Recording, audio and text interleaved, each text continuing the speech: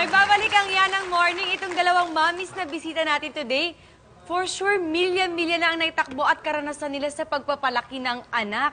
Eh, yun nga lang makaisa ka na, parang sobrang blessed and thankful ka na. So, anong pakiramdam na nakatatlo kayong anak? Masarap naman. Actually, nung unang, when I had Ashana, happy na ako. So parang namimiss mo lang yung pagbuntis kami, gumagalaw-galaw doon sa tiyan mo. And then nabuntis ako ulit sa kanya. At tapos? Tapos nabuntis ako ulit sa kanya. Tapos nalaman ko na boy na, tsaka may edad na rin ako. Ay, stop na. So, okay ka na sa tatlo? Oo, masaya. Ay, huwag bang sundan pa ulit? Huwag na. Masaya. Tsaka iba-iba yung ano nila, pagkatao. Ang ganda, te. Pagkatao. Iba-ibang personality yan, te. Paano mo hinahandle na iba't ibang personality? Tsaka yung age gap, parang malaki, ha? Maganda ang pagkaka-family planning ko sa kanilang tatlo. Mag-isa.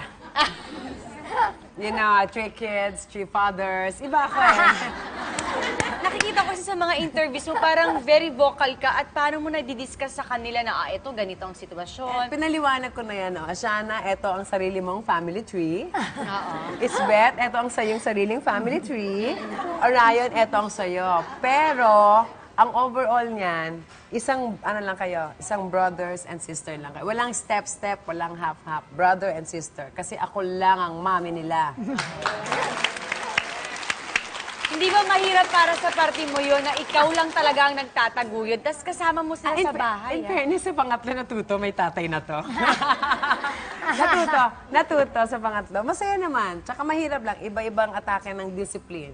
Sa'yo naman. And ako naniniwala ko every child is unique eh. Hindi, walang parehong-parehong bata, no? So, kahit na tatlo silang kids ko, well, para sa akin, iba pa rin yung experience nung firstborn with Christoph, ano. Siyempre, nandun lahat ng excitement dahil firstborn. Ganun pala yun, ganun ka-OA, lalo na maging first-time mom. Lahat naka-document, di ba? Lahat ng first, di ba? First? Yeah, tapos syempre yung aking si Akisha, tapos boy. Actually, lahat pinag-pray ko yan, Marian. Sabi ko, sana po lalaki. Alam mo kasi mga, ewan ko, pero yung husband ko, syempre, gusto niya may parang mini-me. So, boy, salamat naman sa Diyos, binigyan ako ng boy. Sabi ko naman sa next, after 2 years, I got pregnant again. Sana po, this time, girl naman. Binigay naman ni God, okay so, naman. So, mini-me din kayo? Oo, di ba? Parang hindi. Hindi. Kamukha ni Cristo. Tapos, sabi ko naman sa last, sabi ko, teka, para hindi mag-suffer ng middle child syndrome, di ba? May mga ganon. Oo. Dapat only girl na lang siya. So, okay na po. God, sana boy naman. Boy naman, binigay naman sa akin si Grant. Sabi ko nga, wala naman siguro imposible maging maging definite ka sa mga pinagpipray mo. Hindi. Wala yun, huwag ka Hindi ka ba sumagot. naniniwala? Huwag ka sumagot, anak ko. Uy! Mariah, sandali lang, magpipray ako. Naku, Lord, sana next call, lalaki naman. Yan! Sige. Meron yan. Ano ba ngayon? Lalaki naman. Anong month ngayon? May? June? Mga January, meron na ulit yan. Tsaka definite talaga ha. Marian, dapat kasi, di ba, minimum mo si Zia, o dapat kung pwede po, ito naman, mini-mini ding-dong. Ganoon po, okay lang kay God yun. Yung Hindi, maging gusto ano ko lahat tayo. po kamukha. Ang selfish. Selfish talaga. So, eto na lang last question ko.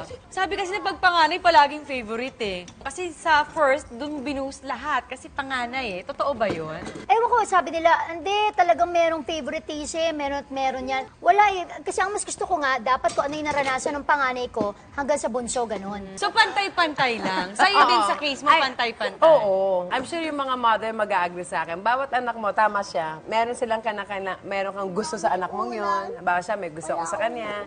Eto, meron akong favorite na ugali niya. Eto, mag-iingat ako. Oo.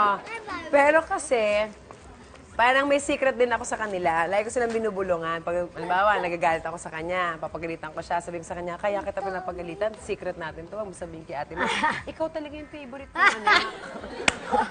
Pag yun naman yung isa, yun din, ikaw talaga yung pinaka-favorite kong anak. Pag ito talaga, mami, ako favorite, ikaw ang pinaka-paborito ko. So, lahat talaga? Lahat favorite. Dapat talaga. Dapat talaga yung mga nanay, Pantay-pantay, pantay, oo. Kung meron ka mang itinatangi o meron kang favorite, wag mo lang ipakita kasi unfair naman. Sa bag.